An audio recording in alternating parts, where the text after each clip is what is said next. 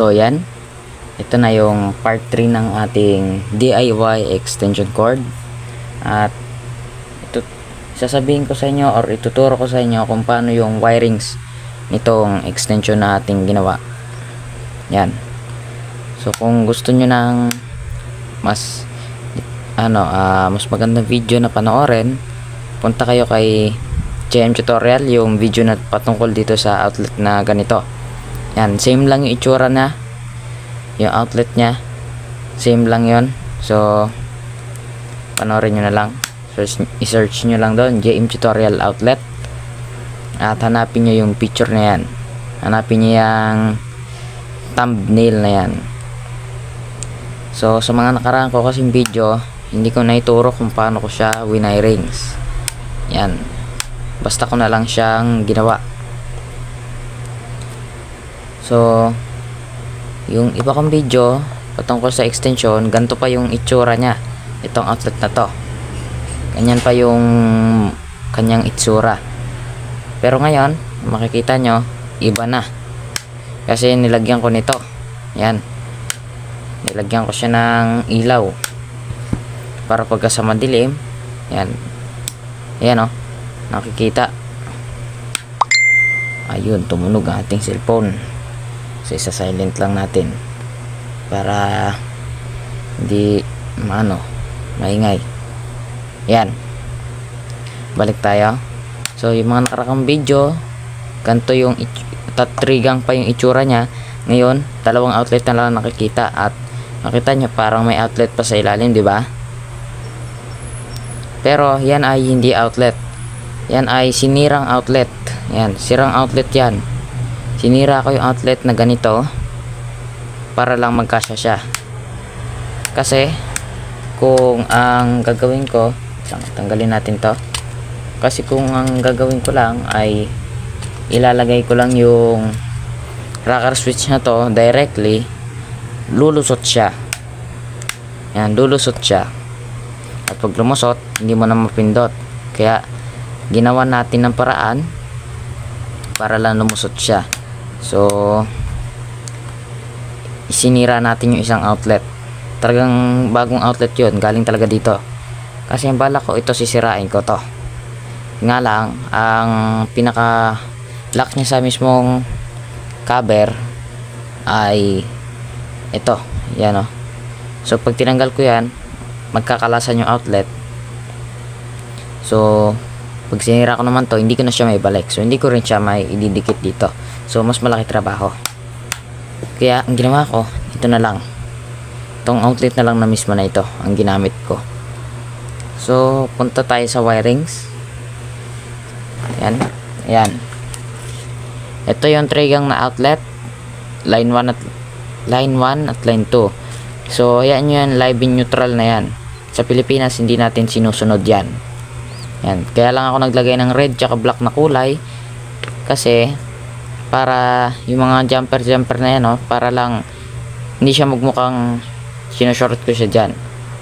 Para lang yan sa topping, para yan sa wirings. Yan o, kita nyo yung mga malalaki na yan. Yan, dyan ko tinap.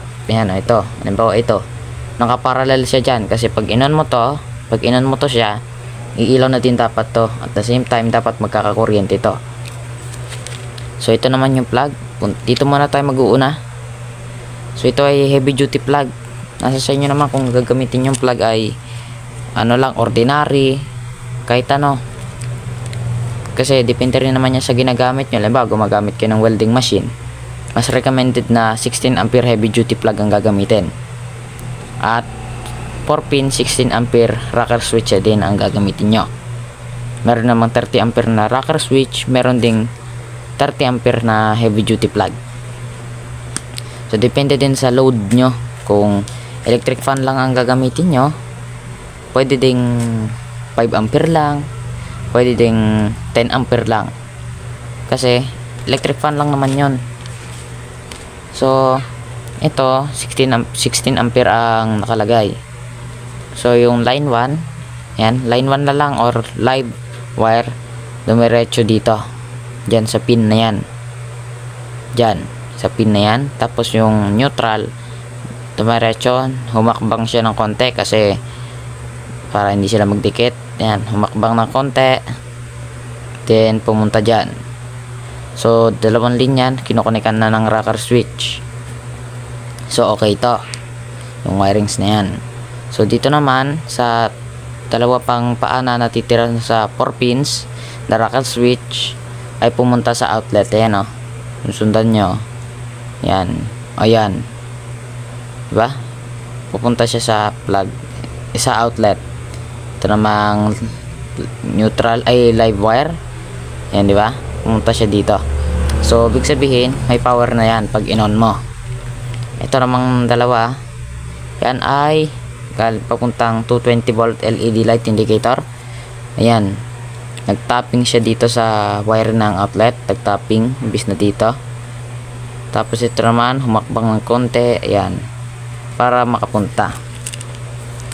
So yan yung wiring nya. So kung gusto nyong screenshot, yan, screenshot nyo na yan. So ganyan lang yung wirings ko. Yan, okay naman to siya. So susubukan nating buksan siguro, or wag na. So wag na natin buksan at para okay na yung wirings, hindi na natin chicken yan. So kung wala naman kay rocker switch, pwede naman kayo gumamit ng breaker. Yan, ito yung breaker na 30 ampere MCB. Nasa sa inyo kung gagamitin nyo ay iba, yung Koten na breaker, kung RCB o MCCB, yan, nasa sa inyo na kung ang gagamitin yung breaker ay iba. Pero sa akin MCB talaga kasi siya yung pang short circuit. Hindi naman ako gumagamit ng groundings dahil sa mga nire-repair ko, ang ginagamit ko lang ay line 1 at line 2. Hindi na ako gumagamit ng ground kasi di naman uso yun sa Pilipinas eh. Pero kung gumagamit kayo ng ground, din pa gagawa kayo ng electric pan na gawa sa metal talaga, yung katawan nya gawa sa metal talaga. So kailangan nyo ng RCCB or RCBO. Yun yung breaker na gagamitin nyo pagka kailangan ng ground, yung inyong i-repair. Pero sa akin ito lang, kung wala kayong rocker switch na kagaya nito, pwedeng ito ang bibilhin nyo. Yan, ito lang, tsaka ito. So yun lang ang ituturo ko sa inyo sa araw na ito. Sana may kunti kayong natutunan yan sa DIY extension cord natin. So kita tayo sa next vlog.